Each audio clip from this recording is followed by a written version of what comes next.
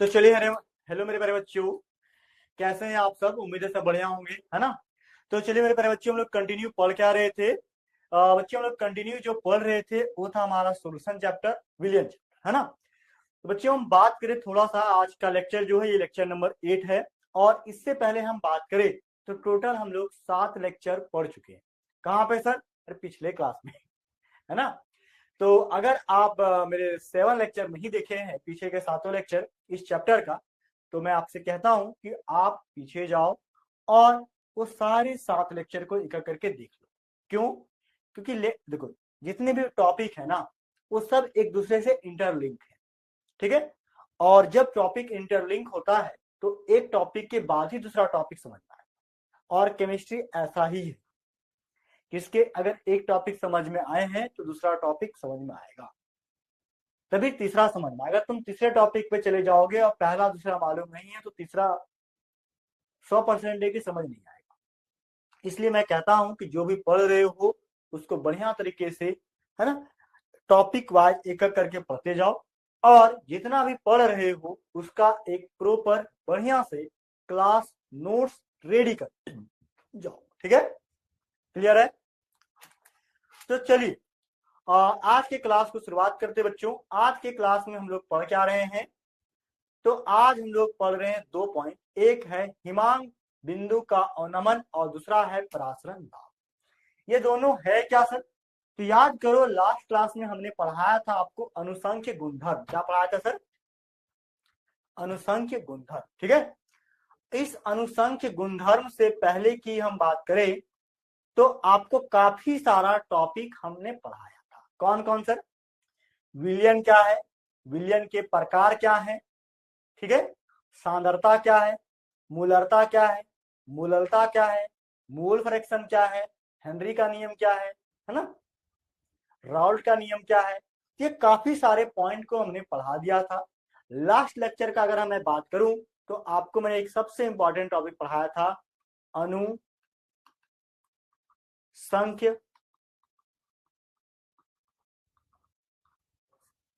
गुणधर्म, ठीक है, जिसको अंग्रेजी में कहते थे क्या?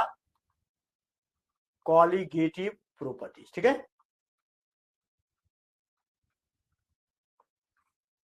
ठीक है।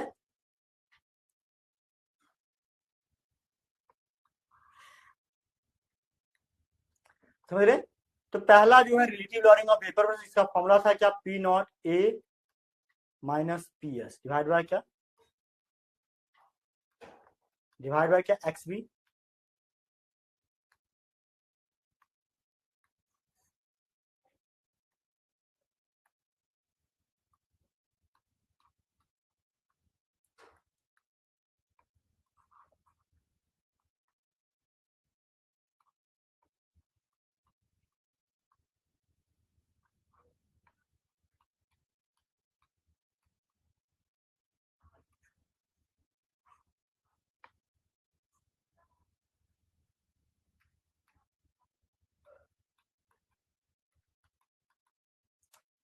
ये दो फॉर्मूला तभी मैंने पढ़ाया था, तीसरा फॉर्मूला के बारे में पढ़ाऊंगा, ठीक है। समझ रहे? चलो, ये जो फॉर्मूला था लास्ट क्लास में पढ़ा, इसका क्या था पूरा फॉर्मूला? देखो, delta TB equal to K B बराबर क्या? W B by M B, ठीक है, इंटू 1000 बाय डब्ल्यू बी, ठीक है। क्लियर है? हाँ, ठीक है। तो ये हमने लास्ट क्लास में फॉर्मूला पढ़ा है, ठीक है। तो इसी फॉर्मूला पे हम क्वेश्चन बनाते हैं। क्वेश्चन क्या है? देखो, क्वेश्चन हमारे पास है सबसे पहले क्या? देखो, क्वेश्चन है कि एक सस्पेन पात्र में 18 ग्राम ग्लूकोज को 1 केजी जल में घोला गया है, ठीक है। देखो,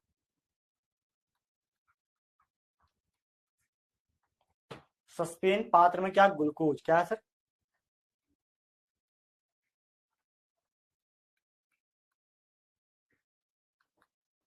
प्लस जल।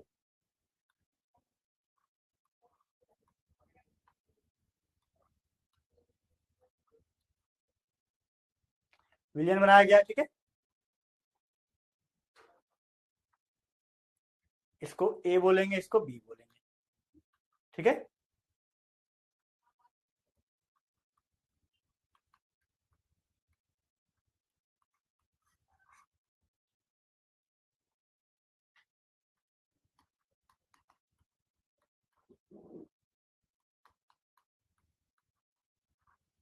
एक 1000 ग्राम, ठीक है।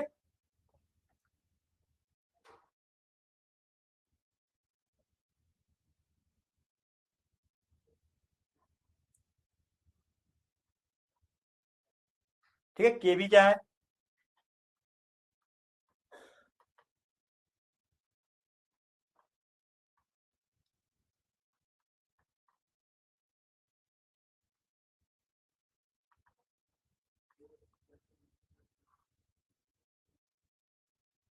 ठीक है,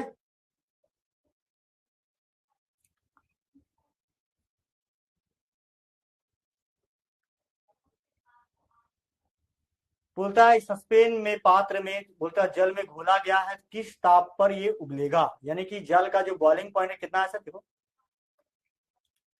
डेल्टा टीबी बराबर वाट, पहले ये निकालना है। पूछा क्या है, देखो डेल्टा टीबी को तो होता क्या है,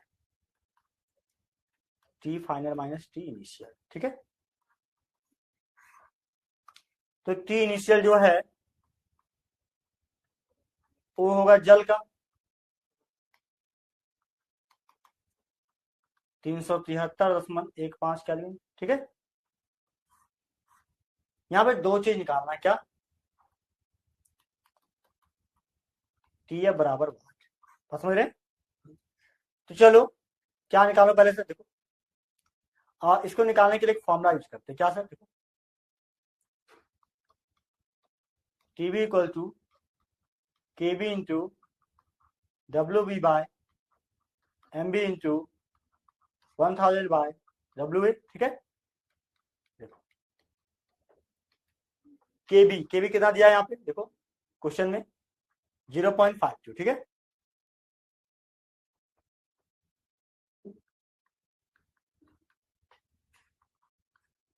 ग्लूकोज का मोलर मास 180, ठीक है। देखो ग्लूकोज का फॉर्मूला क्या दिया सर, C6H12O6, ठीक है। इसका मोलर मास बेटा 180 ग्राम पर मोल होता है, ठीक है।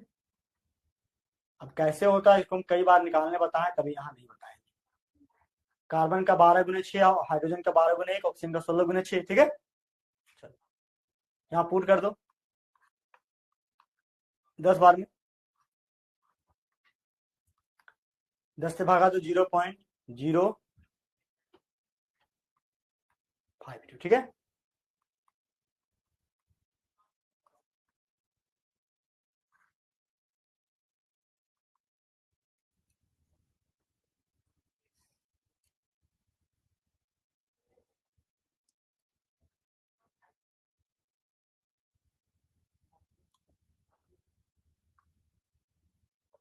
ठीक है, अब देखो नाउ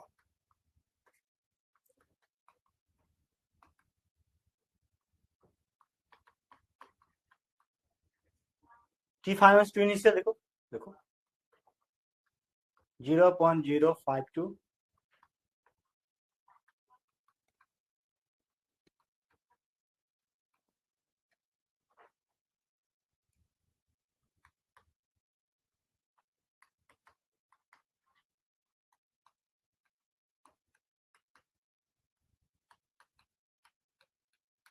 ठीक है। देखो क्या आएगा सर, 373 ठीक है,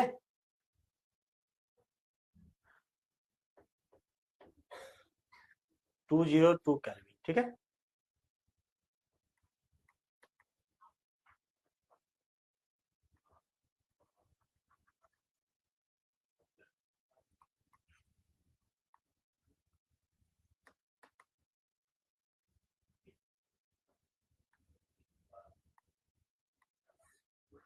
ठीक है, बात समझिए, टी एफ इक्वल टू क्या, 373.202 केल्विन, ठीक है।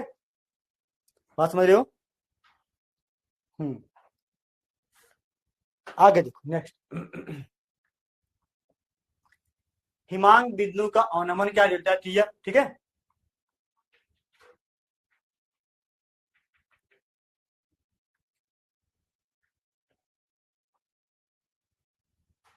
डिप्रेशन इन फ्रीजिंग पॉइंट, ठीक है। क्या देखो,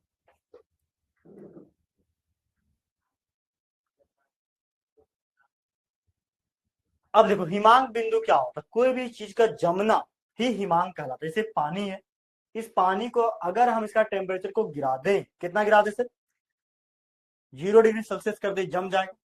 ये कब जमेगा, जब इसके लिक्विड का जो वाष्प दाब है और जो पानी का वाष्प दाब बनता है ठोसीय अवस्था में, ठीक है, वो दोनों जिस तापमान पे बराबर होगा, उस तापमान पे ये फ्रीज हो जाएगा, उस तापमान पे ये जम जाएगा। बात समझ रहे हो? और उसी को इसका हम हिमांक बिंदु या फ्रीजिंग पॉइंट बोलेंगे। Clear my point? क्लियर है? तो ध्यान दो, क्या किसी तरल हिमांक का वह तापमान होता है, किसी तरल का हिमांक वह तापमान होता है जिसे उसके तरल और ठोस अवस्था में विलायक का वाष्प दबाव बराबर हो जाता है, ठीक है। जिस पर उसके तरल मतलब लिक्विड का और ठोस अवस्था सॉलिड स्टेट में विलायक का वाष्प दबाव बराबर हो जाता है, उसे हिमांक बिंदु कहते हैं। Clear my point?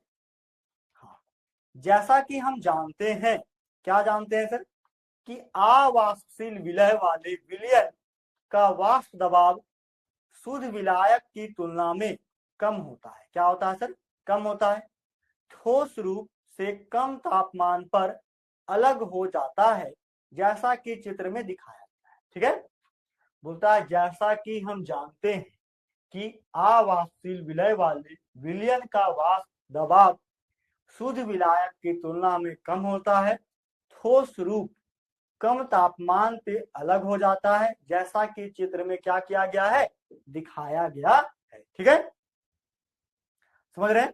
हाँ। देखो बोलता क्या है यहाँ पे, ध्यान दो, ये है लिक्विड का सॉल्वेंट, ये है सॉल्यूशन का सॉल्वेंट, ठीक है। बात समझ रहे हो? ये लिक्विड का पॉइंट है, ये सॉल्यूशन का पॉइंट है। और देखो सॉल्यूशन का जो बॉइलिंग जो टेम्परेचर है कम हो जा रहा है, क्यों?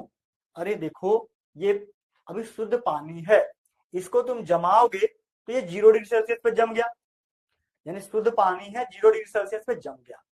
लेकिन जैसे ही इस पानी में तुमको मान लो आइसक्रीम बनाना है, तो इस पानी में क्या मिलाओगे तुम, दूध मिला दिया, चीनी मिला दिया, कुछ फ्लेवर मिला दिया, तब ये आइसक्रीम बनेगा।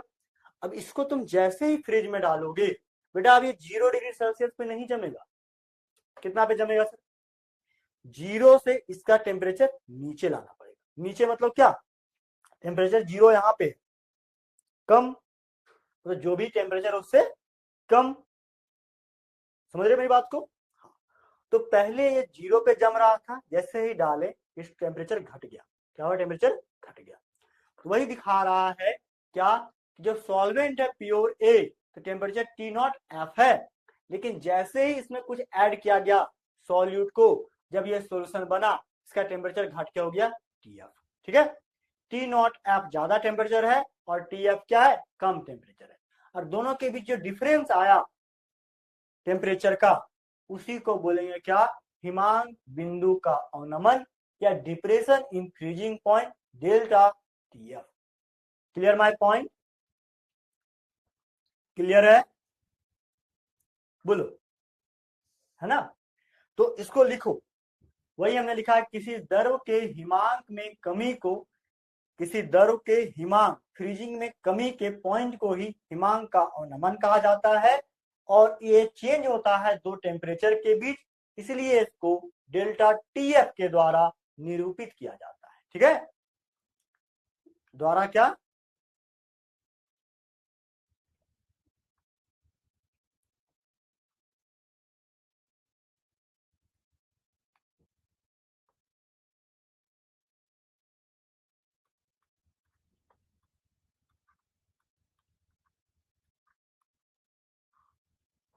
निरूपित किया जाता है। ठीक है।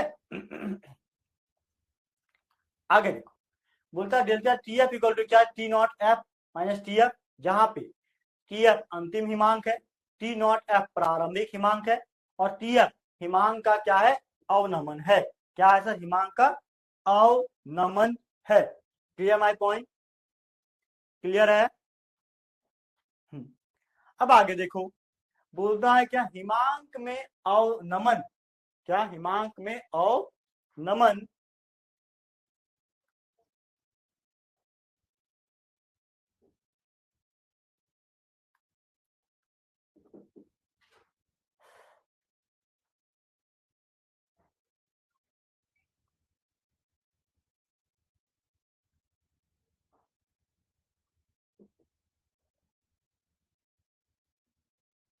हिमांक में अवनमन, ठीक है।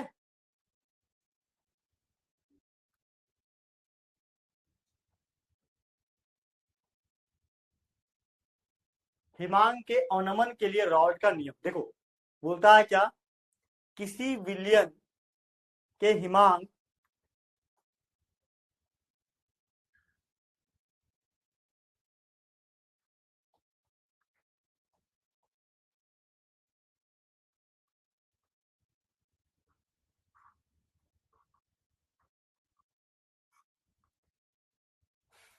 बोलता है क्या, यहाँ पे किसी विलयन के हिमांक में अवनमन सीधे विलयन की मोलरता के क्या होता है, समानुपाती होता है। यानी कि delta T F directly proportional to क्या, स्मॉल एम, समझ रहे हैं। तो delta T F equal to क्या, के एफ इंटू एम, यही होगा, है ना। देखो अब बोलता है क्या है कि यदि हम क्या करें, एम का वैल्यू 1 कर दें, क्या कर दें, एम का वैल्यू 1, तो उस केस में क्या हो जाएगा, उस केस में delta T F equal to K F, मतलब हिमांक के अवनमन जो है वो किसके बराबर हो जाएगा, बोलता मूलल अवनमन स्थिरांक, जब विलयन की मोललता इकाई होती है तो मूलल अवनमन स्थिरांक हिमांक में अवनमन के बराबर हो जाता है, यानी कि delta T F equal to क्या होता है, के एफ के बराबर हो जाता है। क्लियर है। कब, जब एम का वैल्यू क्या हो जाए, 1 हो जाए, मोलरिटी क्या हो जाए, 1 मोल पर केजी हो जाए, उस केस में, ठीक है। आगे देखो, अब बोलता है क्या सर, रॉड के नियम के अनुसार से delta T F equal to K F into M, और एम बराबर सबको पता है क्या, W B by M B into 1000 by W A, है ना। तो डब्ल्यू ए को इधर, डब्ल्यू ए जो है हमको एम बी निकालना होता है, एम बी को इधर लाया गया, के एफ इक्वल टू क्या हो गया sir,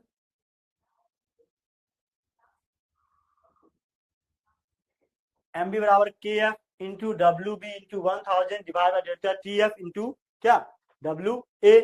clear my point, clear है।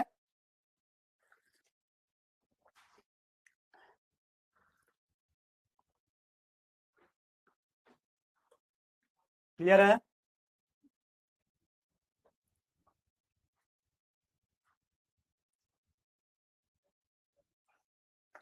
बोलता है यह हिमांक में अवनमन के विलय के आणविक द्रव्यमान का आवश्यक समीकरण है। क्या है सर,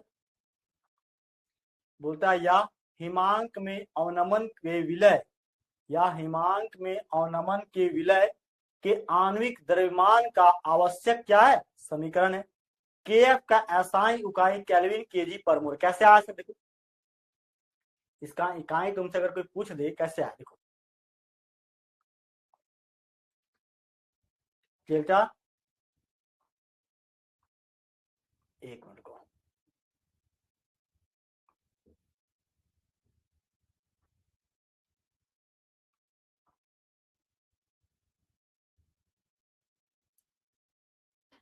एक मिनट को, कुछ फ्लक्चुएट हो रहा है।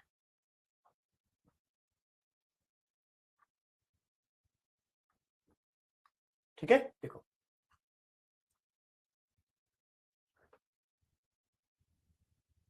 Delta T F equal to क्या है,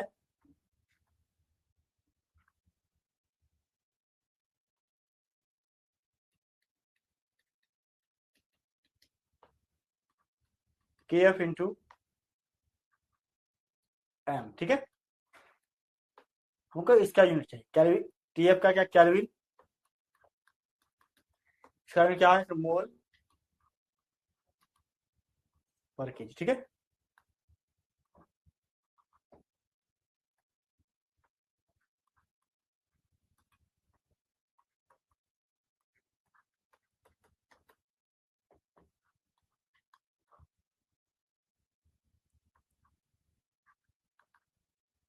ठीक है, कैलोरी केजी पर मोल, ठीक है, बात समझ रहे हैं। हाँ, तो चलो इसको लिखो, यही इसका यूनिट है क्या, वही बोलता है क्या के एफ का ऐसा यूनिट कैल्विन केजी पर मोल है, ठीक है। ये बोलता है या हिमांक में अवनमन विलय के आणविक द्रव्यमान का आवश्यक क्या है समीकरण है, ठीक है। चलो नेक्स्ट,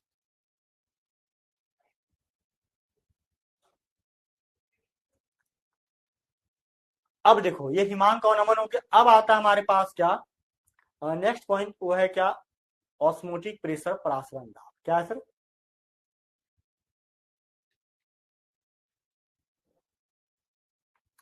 ऑस्मोटिक प्रेशर, ठीक है।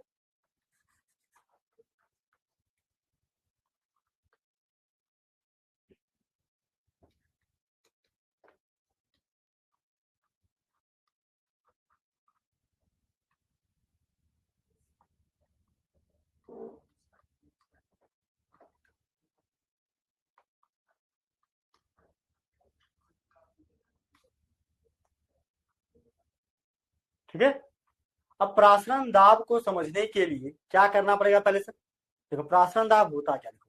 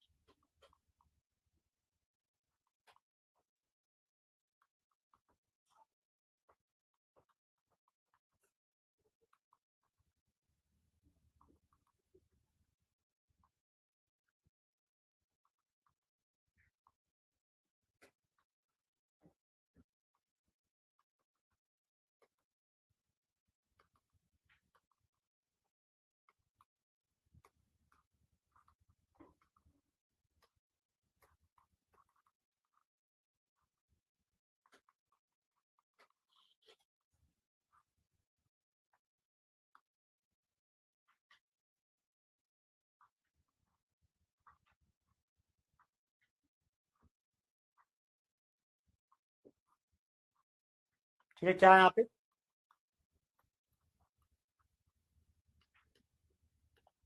सॉल्यूशन, ठीक है, सॉल्वेंट, देखो ये बीच वाला क्या है, बीच वाला जो है इसका नाम है एसपीएम, एसपीएम मतलब सेमी परमिबल मेम्ब्रेन, ठीक है। एसपीएम क्या चीज होगा समझो, एसपीएम जो है एक झिल्लीदार चीज है जो केवल और केवल विलायक पदार्थ को ही यहां से क्या पार हो, समझो यहाँ पे क्या कि इधर पूरा विलियन भर दिए चीनी पानी का घोल, ठीक है इधर, और ये जो है सेमी परमिबल मेम्ब्रेन ये चीनी को वहां ही रोक देगा, पानी जो है उसको ये धीरे धीरे इधर आने देगा, समझ रहे। तो ये जो है चीज जो एक झिल्ली के जैसा काम कर रहा है, जो केवल क्या कर रहा है पानी को इधर आने दे रहा है, चीनी को रोक दे रहा है।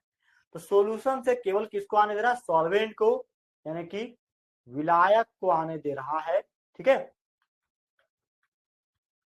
विलय को यहीं पे रोक दे रहा है, विलय को क्या कर रहा है सर, यहीं पे रोक दे रहा है, बात समझ रहे हैं। विलय यहाँ पे पार नहीं हो पा रहा है, क्यों, क्योंकि विलय का जो आकार है साइज है वो ज्यादा बड़ा होने के कारण। तो इस तरह की घटना जिस मेम्ब्रेन के द्वारा या जिस तरह के झिल्लीदार चीजों के द्वारा होता है उसी को हम सेमी परमिबल मेम्ब्रेन कहते हैं। इसे इसको एग्जांपल में समझो, जैसे हमारा त्वचा, हम जब खूब तेज दौड़ते हैं या बहुत हार्ड वर्क करते हैं तो हमारे शरीर से पसीना बाहर आता है, तो हमारे जो स्किन है त्वचा है उससे पानी बाहर आता है, कभी देखो खून बाहर आते हुए, पेट से पसीना बाहर आया, किडनी बाहर आ गया, ऐसे होता है नहीं, केवल पसीना बाहर होता है, पसीना में केवल पानी बाहर होता है। आप समझ रहे हो? हाँ, तो हमारा जो स्किन है एक तरह का, हम उसको बोल सकते हैं क्या, एक अर्ध पारगम्य झिल्ली है या फिर सेमी परमेबल मेम्ब्रेन है। ठीक वैसे ही ये एक गिलास पानी है, इसमें हम कुछ किशमिश का दाना डाल दें, तो ये किशमिश के दाना क्या होते हैं, फूल जाते हैं, डेफिनेटली फूलेगा। तो बेटा जब ये किशमिश का दाना फूलेगा, तो इसका जो ऊपर का लेयर है वो पानी को क्या करता है, धीरे धीरे अपने अंदर जाने देता है। तो जो पानी अंदर जा रहा है किशमिश के दाना के अंदर, उसको हम क्या कहेंगे, सेमी परमिएबल मेम्ब्रेन कहेंगे। ठीक है, चना के ऊपर यही होता है, बात समझ रहे हैं? हाँ, तो चलो आप, तो वही बात को पहले समझो, सेमी परमेबल मेम्ब्रेन क्या होता है, या अर्ध पारगम्य झिल्ली हिंदी में कहते हैं। ठीक है, अंग्रेजी में इसको क्या कहते हैं सर, देखो, सेमी परमिएबल मेम्ब्रेन। ठीक है,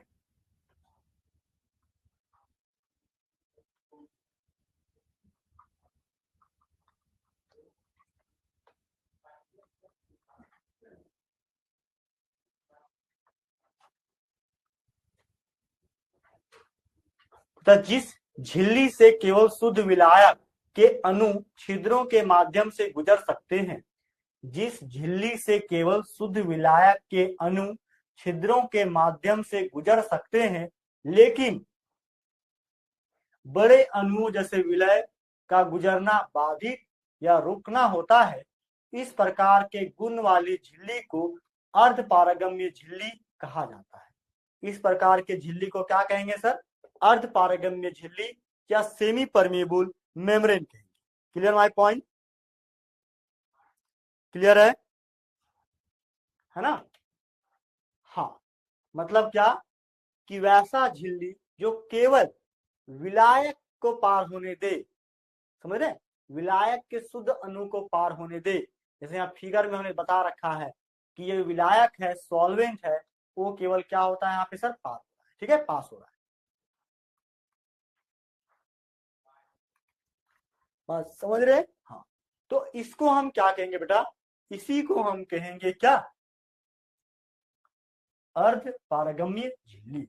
एग्जाम्पल के तौर पे किशमिश का ऊपरी लेयर, चना का ऊपरी लेयर, समझ रहे हो, हमारे स्किन का ऊपरी लेयर, स्किन त्वचा, पेड़ पौधा का जो छाल है वो भी एक तरह से क्या है, सेमी परमेबल मेम्ब्रेन का ही उदाहरण है।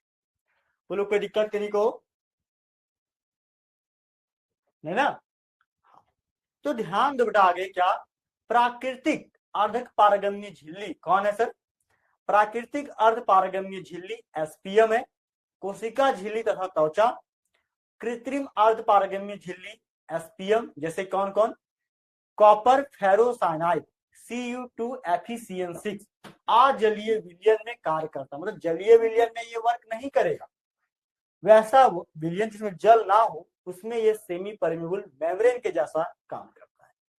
Clear my point? तो अब तुमको कभी भी कोई सेमी परमेबल मेम्ब्रेन या अर्ध पारगम्य झिल्ली का तुमसे डेफिनेशन पूछेगा, यही बताना, जिस झिल्ली से केवल शुद्ध विलायक के अणु या कण छिद्र के माध्यम से गुजर सकते हैं, जैसे पानी, वाटर मॉलिक्यूल, लेकिन बड़े अणु जैसे चीनी, नमक आदि उससे निकल नहीं सकता है, इंप्यूरिटीज आदि जा नहीं सकता है, वैसे झिल्ली को हम अर्ध पारगम्य झिल्ली के नाम से जाना जाता है या कहते हैं। क्लियर है? देखो डेफिनेशन हमने बहुत सूझबूझ तरीके से, अच्छे तरीके से लिखा है, इसको लिख लेना। ठीक है, हाँ, ये पूछता है। अब आगे बढ़ो, आगे क्या है, आगे बोलता है कि परासरण क्या होता है। बात आ गया फिर से, देखो ये जो कंटेनर अभी हम जो बना रहे हैं ना, फिर से बना देते, देखो ये जो बीच का एक लेयर है ना, पतला सा, जिसको हम एसपीएम कह रहे हैं, सेमी परमेबल मेम्ब्रेन। ठीक है,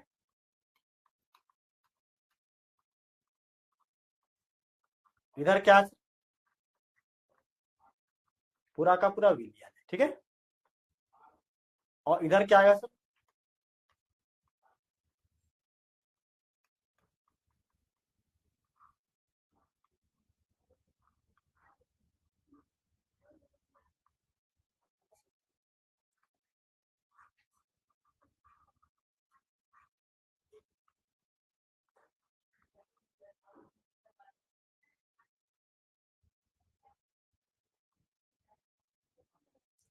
दूसरा क्या आएगा, विलायक। ठीक है, समझ रहे हो।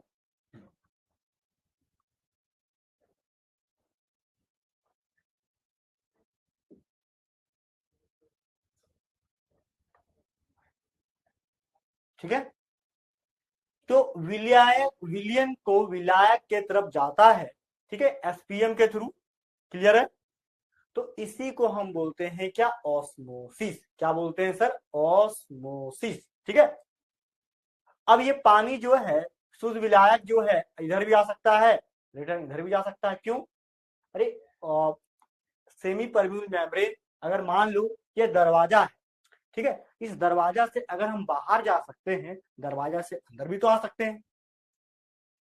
आप समझ रहे हो, हाथी अंदर नहीं आ सकता है क्योंकि साइज छोटा है, लेकिन हम जा भी सकते हैं, आ भी सकते हैं। तो ये अर्धपारगम्य झिल्ली क्या कह रहा है कि विलायक पानी जा भी सकता है सर और अंदर आ भी सकता है। तो इस प्रक्रिया को हम परासरण कहेंगे या ऑस्मोसिस कहेंगे। ठीक है, तो ऑस्मोसिस का कुछ एग्जांपल बता दिए सर, चना का फूलना, किशमिश का फूलना, एग, अगर एग के ऊपरी लेयर को, एग अगर जो एग मिलता है ना मुर्गी का, मुर्गा का, मुर्गी का है, ठीक है, तो उसको तुम अगर HCl में डाल दोगे तो उसका जो ऊपर का जो लेयर है ना, कैल्शियम कार्बोनेट का बना होता है, वो लेयर हट जाएगा, अंदर से देखना एक पतला सा झिल्लीदार सरफेस बचेगा, पतला सा लेयर बचेगा, जिसको हम एसपीएम कहते हैं। उस एग को अगर तुम सिंपल पानी में डाल दोगे, देखना एक दिन के बाद या कुछ देर के बाद वो एग फूल जाएगा। इसका मतलब क्या हो, वो पानी को अपने अंदर अवशोषित कर लिया। तो वहां पे जो पानी अवशोषण करने की जो घटना घटी, उसी को हम परासरण कह देंगे। क्या कह देंगे सर, परासरण या ऑस्मोसिस कह देंगे। क्लियर माय पॉइंट,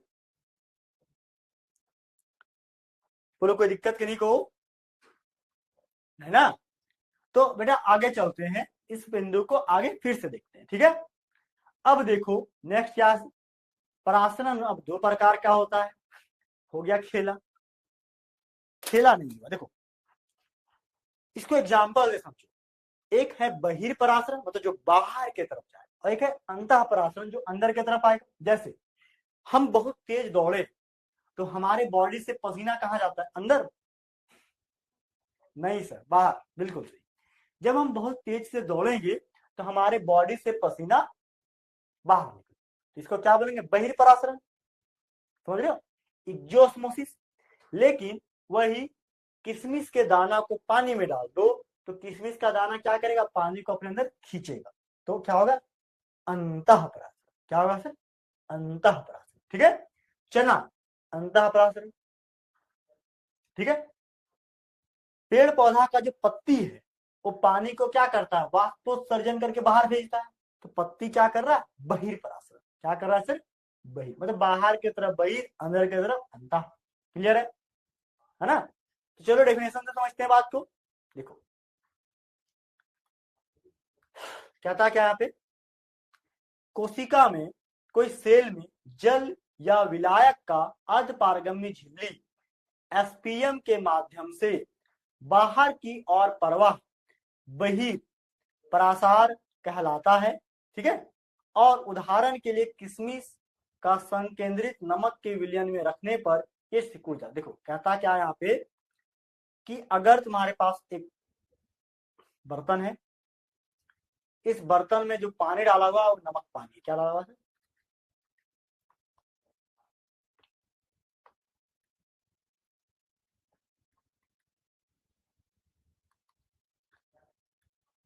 नमक और जल का एक घोल है। ठीक है, बात समझ रहे हो। अब इस नमक और जल वाले घोल में अगर तुम एक फूला हुआ किशमिश डाल दे तो क्या डाल दे उसे, तो ये अपने अंदर का जो वाटर मॉलिक्यूल है ना बाहर निकाल देगा। क्या करेगा सर? अब ये वाटर मॉलिक्यूल बाहर निकालेगा तो ये क्या करेगा? पिचक जाएगा, सिकुड़ जाएगा। तो जहां पे जो सिकुड़ रहा है, पिचक रहा है, उसी को क्या बोल देंगे? बहिर्परासरण। क्या बोलेंगे सर? बहिर्परासरण। ठीक है, क्लियर है? अब देखो नीचे, नीचे क्या है? नीचे अंतःपरासरण के बारे में बात कर रहा है। सुनो क्या कहता है ये, बहुत इंटरेस्टिंग चीज है। देखो अंतःपरासरण का एग्जांपल तो सबको जानते हैं, है ना? देखो ये सिंपल पानी है ना? जल बोलो। इसमें तुम किशमिश का दाना डाल दो या चना डाल दो, कुछ भी डालो, ये क्या करेगा सर? पानी को अपने अंदर अवशोषित करेगा। जब ये पानी को अपने अंदर अवशोषित करेगा तो क्या होगा सर? ये फूल जाएगा। क्या होगा सर? ये फूल जाएगा। तो वही बोलता है कोशिका में, कोशिका में। ठीक है, कोशिका में जल या विलायक का अर्ध पारगम्य झिल्ली एफपीएम के माध्यम से अंदर की ओर प्रवाह अंतःप्रसार कहलाता है। उदाहरण के लिए किशमिश सामान्य जल में रखने पर फूल जाती है। ठीक है, उदाहरण के लिए किशमिश क्या? सामान्य जल, है ना, सिंपल वाटर में रखोगे तो क्या होगा सर? ये फूल जाती है। Clear my point? क्लियर है?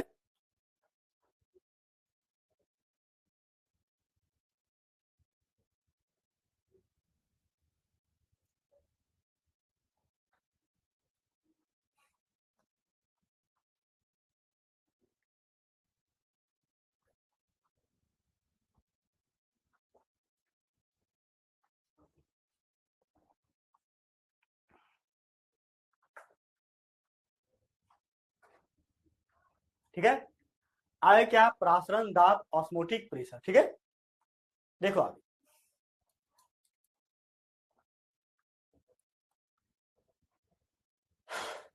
अब देखो है क्या? अब प्रासरण क्यों चाहिए? प्रासरण दाब क्यों चाहिए? देखो सिंपल समझो।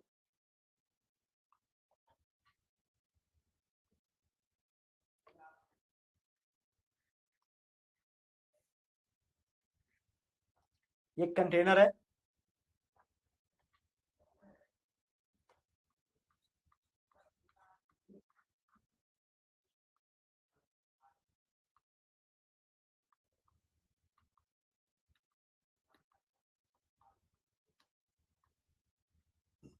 ठीक है।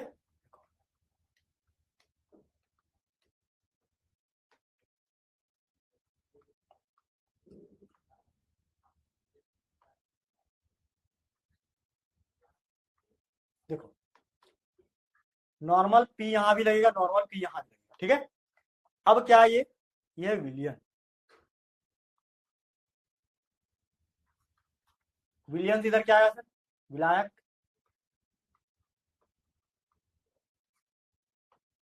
तो विलियन से विलायक प्यूरिफाई होकर के अलग हो। कब अलग हो? पानी का काम तो है जाना, लेकिन हमको सारा पानी निकालना है ना? तुमको क्या करना? पानी को शुद्ध करना, तो ऊपर से दबाना पड़ेगा। दबाने का मतलब क्या? प्रेशर डालना पड़ेगा। तो जो पाई लगा है ना, वो एक प्रेशर है। कहां पे लगा है? सोल्यूशन पे, पानी पे। तो इसको बोलेंगे हाइड्रोस्टेटिक प्रेशर, जिसके वजह से जो विलायक है वो सेमी परमेबल मेम्ब्रेन के हेल्प से दूसरे कंटेनर के तरफ चला जाएगा। तो जो प्रेशर ऊपर से बेटा अप्लाई होगा पाई, वही कहलाएगा परासरण दाब या फिर ऑस्मोटिक प्रेशर। क्लियर है? क्लियर है? तो आगे देखो बोलता है क्या? तो जो बात अभी बताए हैं वही बात हम लिख के रखें। ठीक है, देखो किसी विलयन पर विकसित हाइड्रोस्टैटिक दाब जो अर्ध पारगम्य झिल्ली के माध्यम से शुद्ध विलायक के परासरण को विलयन में जाने से रोकता है, वह परासरण दाब कहलाता है। ठीक है, किसी विलयन पर विकसित हाइड्रोस्टैटिक दाब जो अर्ध पारगम्य झिल्ली के माध्यम से शुद्ध विलायक के परासरण को विलयन में जाने से रोकता है, वह परासरण दाब कहलाता है। क्या कहलाता है सर? परासरण दाब कहलाता है। ठीक है, समझ रहे हो?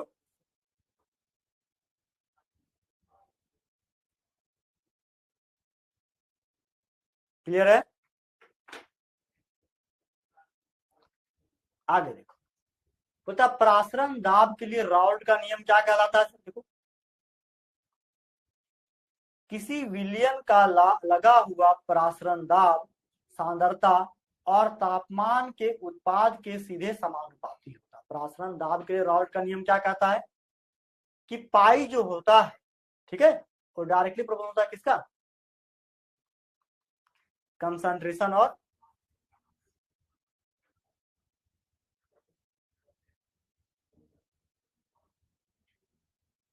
ठीक है, कंसंट्रेशन और टेम्परेचर। ठीक है,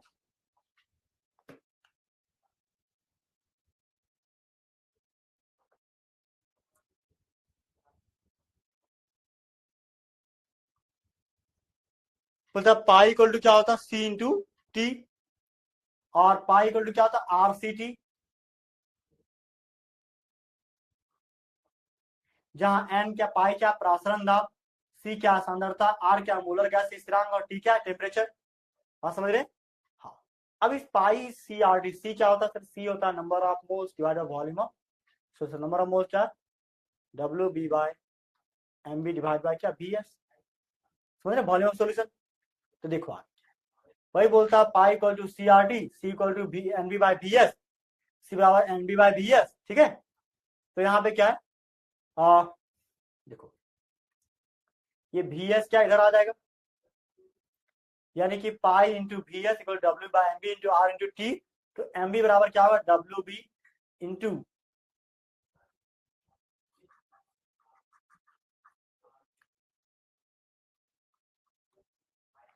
डब्ल्यू बी, एम बी बराबर क्या हो जाएगा यहाँ पे?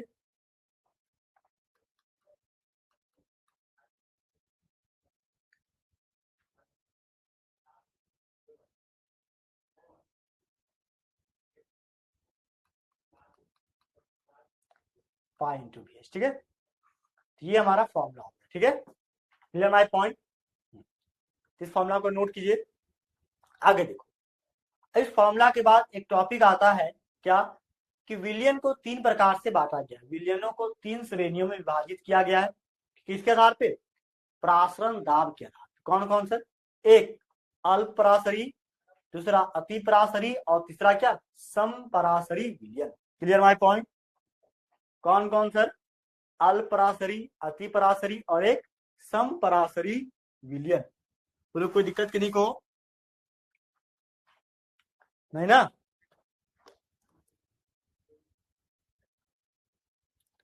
चलिए,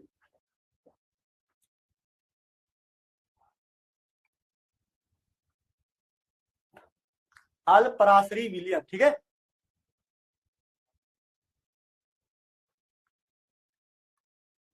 हाइपोटोनिक सॉल्यूशन क्या है सर? देखो, बोलता है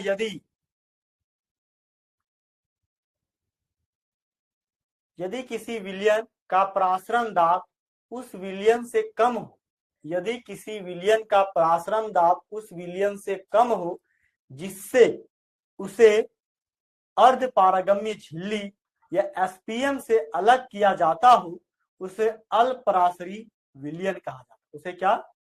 अल्प परासरी विलयन कहा जाता है। ठीक है, और इस विलयन में पानी कोशिकाओं के बाहर बहेगा और वह फूल जाएगी। ठीक है,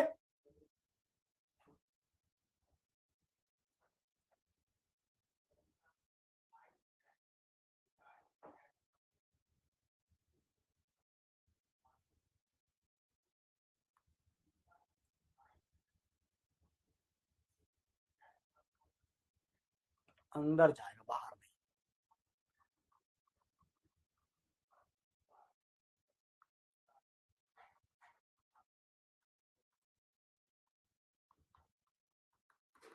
ठीक है,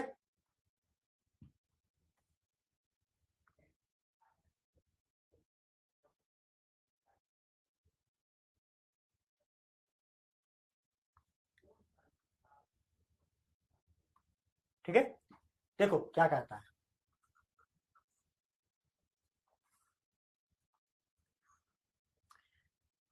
बोलता है यदि किसी विलयन का प्रासरण दाब उस विलयन से कम हो, प्रासरण दाब उस विलयन से, देखो ये लिक्विड है, बोलता है यदि किसी विलयन का प्रासरण दाब उस विलयन से कम हो, अंदर का बात कर रहे हैं, बाहर वाला क्या है पाई 1 और अंदर क्या है पाई 2। बोलता है यदि किसी विलयन का प्रासरण दाब उस विलयन से कम हो जिससे उसे आवर्त पारगम्य झिल्ली से अलग किया जाता हो, उसे अल्प पराश्री, मतलब ये पाई 1 पाई 2, ठीक है, पाई 1 बड़ा है किससे पाई 2 से, ठीक है। इस केस में क्या पानी अंदर की तरफ जाएगा,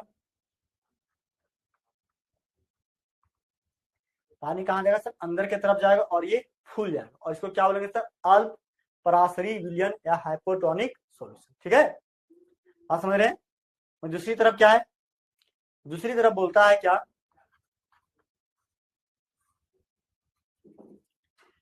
बोलता है यदि परासरण दाब उस विलयन की तुलना में अधिक हो जिससे इसे अर्धपारगम्य झिल्ली द्वारा अलग किया गया हो तो उसे अति पराश्री विलयन के रूप में जाना जाता है, और इस मामले में पानी कोशिकाओं से बाहर चला जाएगा और वह क्या होगा सिकुड़ जाएगा। देखो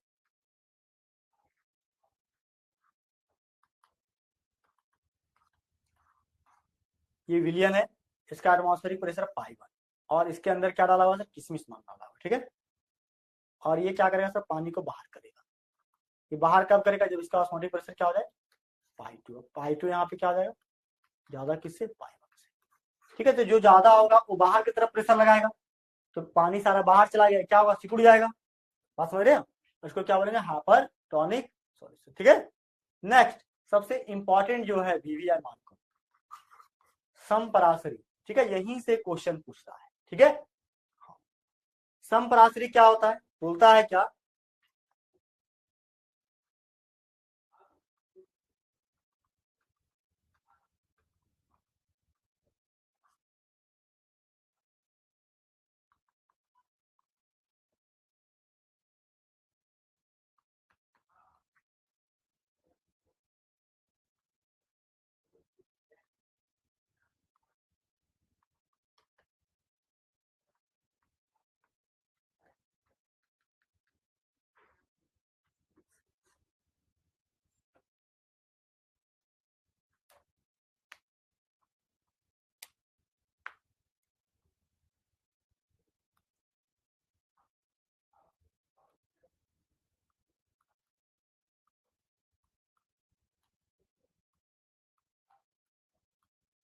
ठीक है, बोलता यदि दो विलयन का परासरण दाब दिए गए तापमान के समान होता है तो उसे आइसोटोनिक विलयन कहते हैं, कोशिका के अंदर और बाहर जल की कोई गति नहीं होती है, ठीक है, यानी कि मान लो कि पाई 1 बराबर पाई 2 है, यानी कि दोनों का ऑस्मोटिक प्रेशर इक्वल है, तो ना पानी अंदर जाएगा ना बाहर आएगा, समझ रहे, मतलब एक तरह से दोनों इक्वल है, यानी कि कोई तरह का वाटर मॉलिक्यूल का मूवमेंट नहीं होगा, और यहाँ पे वो पानी का जो है एक तरह से गति रुक जाए, ठीक है, तो यहाँ पे क्या होगा पाई 1 इक्वल टू क्या पाई 2, अब पाई 1 इक्वल टू पाई 2 हो गया तो दो अलग अलग, अब न्यूमेरिकल क्वेश्चन के लिए यहाँ से न्यूमेरिकल क्वेश्चन बनता है, देखो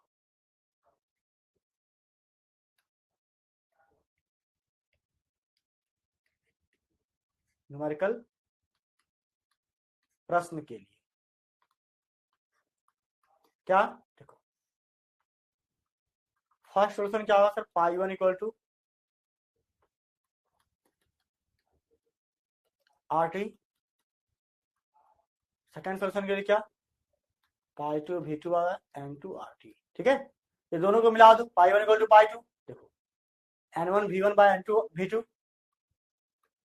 RT RT कट गया मतलब N1 bye V1 equal to N2 bye V2, और ये कब हुआ जब दोनों सोल्यूशन क्या आइसोटोनिक हो गया, तो यह दो आइसोटोनिक विलयन के लिए आवश्यक क्या समीकरण है, बात समझ रहे, इसको वीवीआई करो यहां से तुम्हारा क्वेश्चन बनेगा, ठीक है। नेक्स्ट देखो अब बोलता है रिवर्स ऑस्मोसिस क्या होता है। देखो अभी तक जो पढ़े थे ऑस्मोसिस, अब रिवर्स ऑस्मोसिस क्या होता है। रिवर्स ऑस्मोसिस सबसे इंपॉर्टेंट चीज, क्यों सर, जितना भी अभी देखते हो ना आरओ मशीन, आरओ मशीन क्या, आरओ को ही शॉर्ट में बोलते हैं रिवर्स ऑस्मोसिस, ठीक है। रिवर्स ऑस्मोसिस को शॉर्ट में आरओ बोलते हैं। जितना भी फिल्टर पानी मार्केट में बिकता है, चाहे वो बिस्लरी का हो, चाहे छोटा छोटा बोतल में बिकता है, या फिर पॉच में बिकता है, या फिर समुद्र से जो सीप जहाज होता है बड़ा बड़ा, उसमें पीने का जो पानी समुद्र से फिल्टर करके निकाला जाता है, वहां पे भी यही रिवर्स ऑस्मोसिस का यूज किया जाता है। यानी पानी को फिल्टर करने के लिए जो प्रोसेस यूज होता है वो रिवर्स ऑस्मोसिस ही होता है। कैसे वर्क करता है,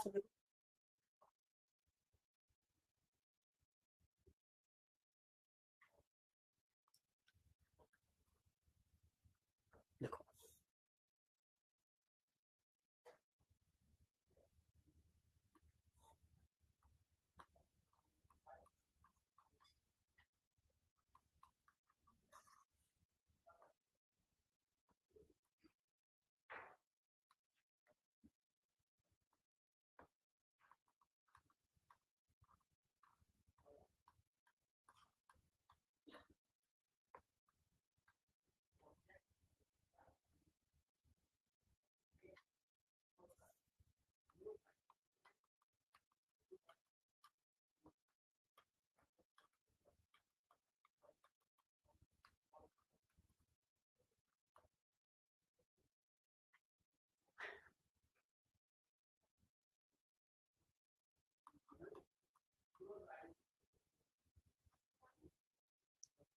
क्या यार सॉल्यूशन क्या है सर,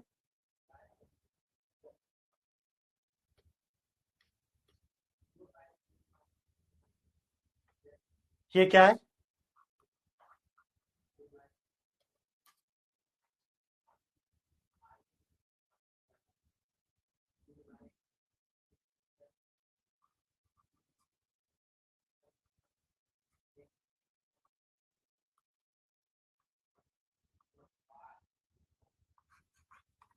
ठीक है, पानी फिल्टर कर रहा है। यहाँ पे ऑस्मोटिक प्रेशर क्या लगा था सर, पी, यहाँ पे पी भी, पी प्लस पाई है। अब पाई से प्लस एक्स्ट्रा प्रेशर, क्या है सर, एक्स्ट्रा प्रेशर, क्यों, सॉल्यूशन में जो इंप्यूरिटीज है, सारा का सारा पानी जो है यहाँ पे, ठीक है, शुद्ध शुद्ध पानी सारा निकल जाए, इसलिए एक्स्ट्रा प्रेशर लगाया जाएगा ताकि सारा पानी बाहर आ जाए और इंप्यूरिटीज को एसपीएम क्या करे सर, रोक दे। तो इसी को क्या बोलेंगे, रिवर्स ऑस्मोसिस, ठीक है।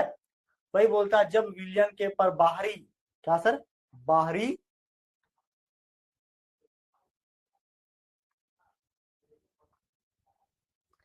बाहरी दाब परासरण दाब से अधिक होता है। बाहरी दाब क्या होता है सर, परासरण दाब जो लग रहा था ऑस्मोटिक प्रेशर उससे अधिक होता है, तो विलायक विलियन से शुद्ध विलायक में प्रभावित हो जाता है। विलायक जो है विलियन से शुद्ध विलायक की तरफ प्रभावित हो जाता है, और प्रभावित है जिसे क्या, जिसे हम रिवर्स ऑस्मोसिस कहते हैं। क्या कहते हैं सर,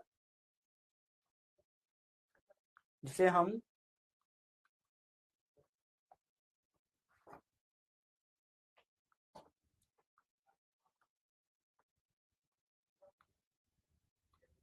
रिवर्स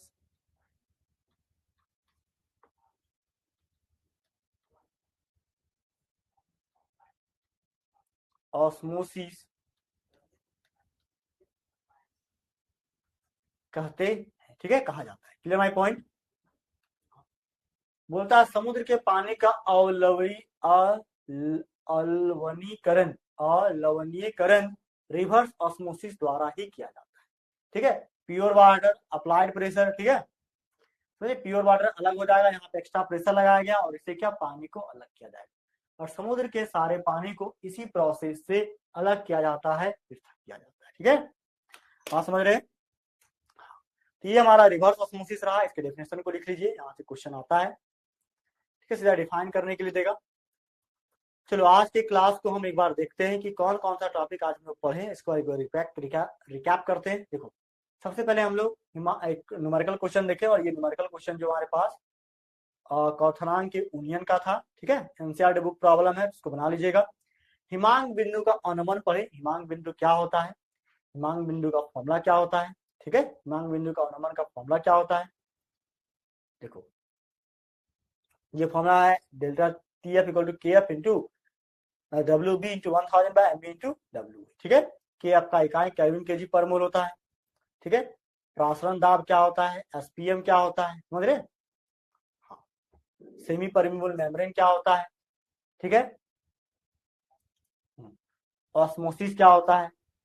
ठीक है, प्रासरण, बहिर्प्रासरण क्या होता है, अंतःप्रासरण क्या होता है, उसके बाद विलायक क्या होता है, विलयन क्या होता है। ठीक है, ऑस्मोटिक प्रेशर क्या होता है। ठीक है, ऑस्मोटिक प्रेशर मतलब अभी बता दी कि एक्स्ट्रा प्रेशर लगाया जिससे क्या विलयन है ना, विलयन से विलायक क्या अलग हो जाए। इसका फॉर्मूला होता है pi equal to C R T. ठीक है, तो ये फॉर्मूला याद रखिए। अल्पराशरी, अतिप्राशरी, समप्राशरी क्या होता है, ये सब का अच्छे से क्लास नोट्स बना लो, जिसको जिसको हम पढ़ा दिए हैं, अच्छे से समझा दिए हैं। ठीक है, रिवर्स ऑस्मोसिस काफी इंपॉर्टेंट है, तो जितना भी पढ़ाएं आज उस सबका अच्छे से क्लास नोट्स बनाओ और एनसीईआरटी बुक पढ़ो, और एनसीईआरटी बुक में जितना भी क्वेश्चन दिया हुआ है उसको सॉल्व करो। अगर सॉल्व करने में तुम्हें कोई तरह की परेशानी आती है तो फिलो ऐप डाउनलोड करो और वहां जाके सारे क्वेश्चन को 1-to-1 टीचर से पढ़ करके तुम अपना डाउट को क्लियर कर सकते हो। ठीक है, बात समझ रही मेरी। हाँ, चलिए, और अगर आप नए हो तो प्लीज हमारे चैनल को सब्सक्राइब कर लेना और अपने दोस्तों के साथ साझा करना मत भूलना, क्योंकि मैं रेगुलर और पूरा केमिस्ट्री जो है इस चैनल पे पढ़ाने वाला हूँ। ठीक है, अभी हमारा सोल्यूशन चैप्टर चल रहा है, इसके बाद हम इलेक्ट्रोकेमिस्ट्री पे चलेंगे। ठीक है, और नेक्स्ट लेक्चर हमारा सोल्यूशन का एक और आएगा और उसके बाद ये चैप्टर हमारा समाप्त हो जाएगा। ठीक है, तो चलिए इन्हीं बातों के साथ आज के क्लास को हम समाप्त करते हैं। मिलेंगे अगले क्लास में बच्चों, तब तक के लिए थैंक यू सो मच। जय हिंद, बाय, हैप्पी लर्निंग।